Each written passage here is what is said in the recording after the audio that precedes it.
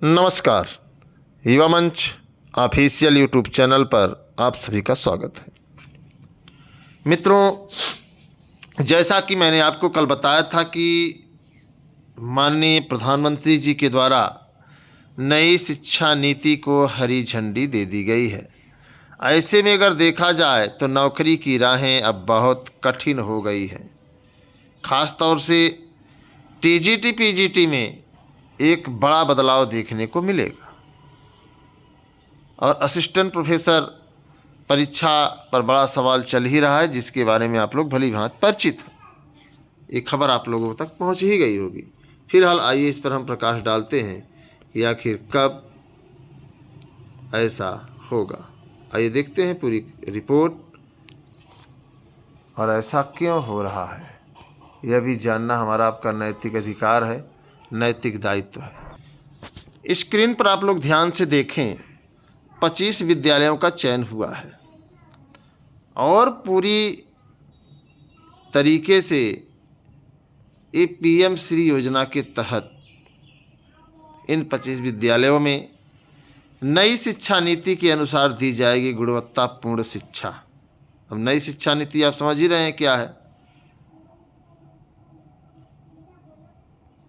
अब पूरे तरीके से अगर पीएम श्री विद्यालय प्रधानमंत्री द्वारा राइजिंग इंडियन योजना प्रारंभ की जाएगी। केंद्र सरकार द्वारा प्रारंभ की गई यह योजना है, जिसका संचालन केंद्र व राज्य सरकार दोनों के सहयोग से किया जाएगा। तो ये आप पूरा देख सकते हैं। इसी तरीके से पूरे देश में 1 से 8 तक, कक्षा 6 से 12 तक की पढ़ाई कराई जाएगी।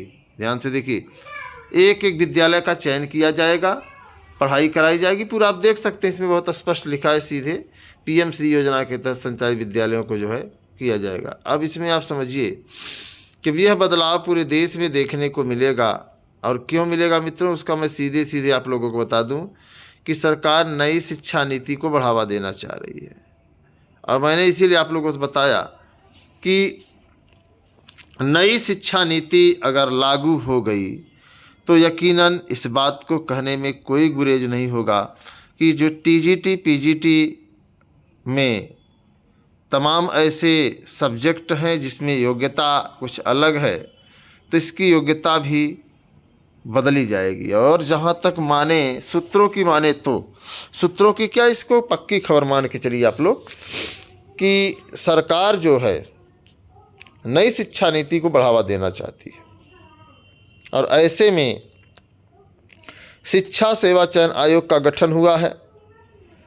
टीजीटी पीजीटी 2022 का जो विज्ञापन है पुराने आयोग से था, पुरानी नियमावली से थी, लेकिन अब नए आयोग के गठन के बाद नई चीज़ें आपको देखने को मिलेंगी, जिसमें आपको पता ही होगा कि सरकार एक लंबा बदलाव करने जा रही है।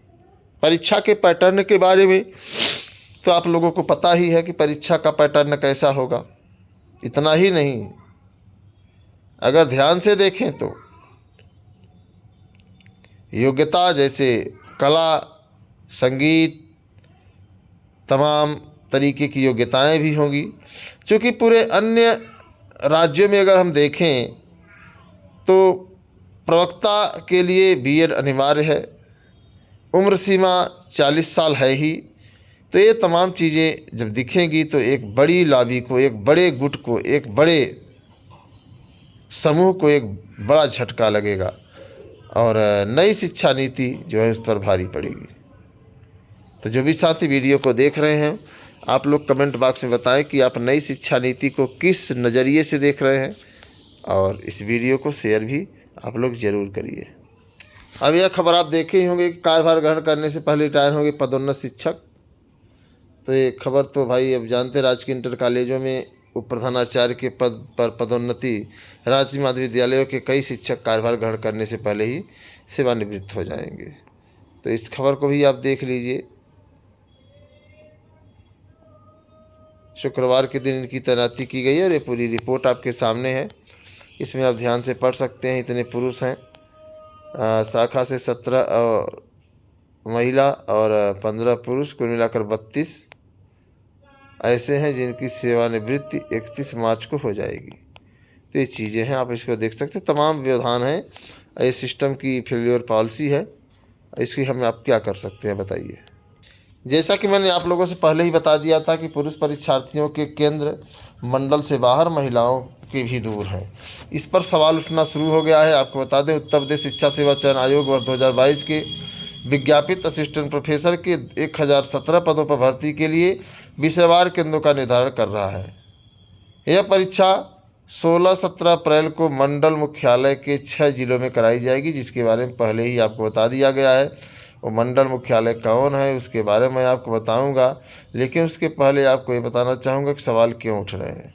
अभ्यर्थियों के परीक्षा केंद्र उनके गृह मंडल के निकटस्थ मंडल के जिलों में बनाए जाने हैं।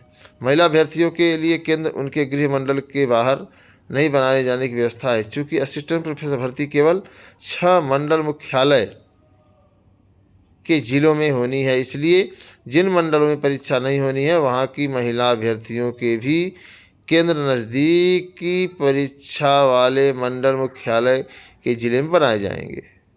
ये जो है आयोग का जो है प्रयास है कि किसी को कोई दिक्कत न हो। एडेड महाविद्यालयों के लिए यह परीक्षा 6 मंडल मुख्यालय पर होगी, जैसे आगरा, मेरठ, लखनऊ, प्रयागराज, वाराणसी और गोरखपुर। गोरखपुर में परीक्षा जरूर होगी क्योंकि वहाँ बाबा की कृपा है।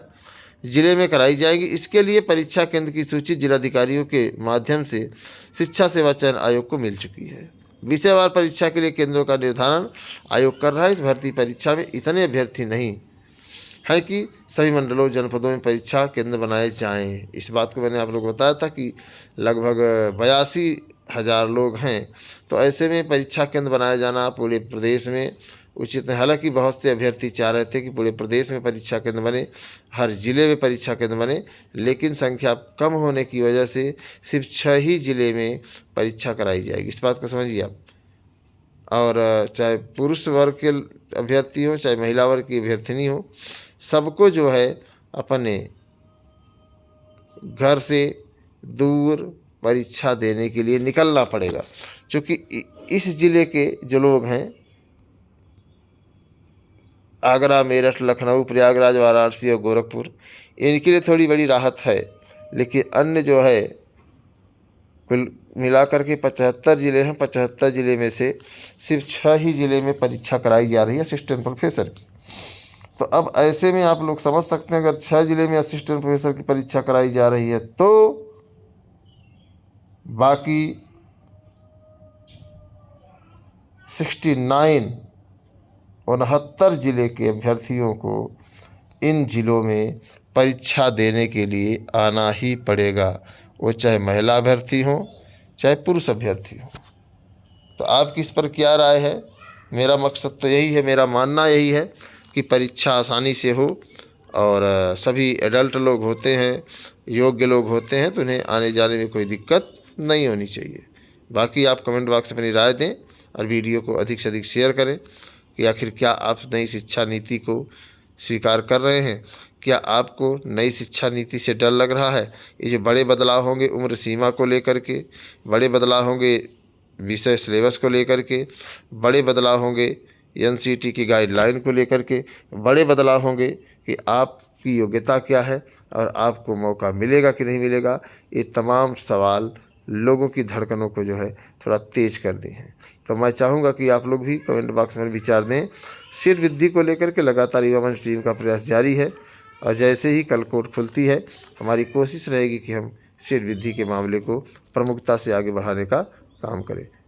धन्यवाद, नमस्कार। मैं आपके संघर्षों का साथी अनिल सिंह।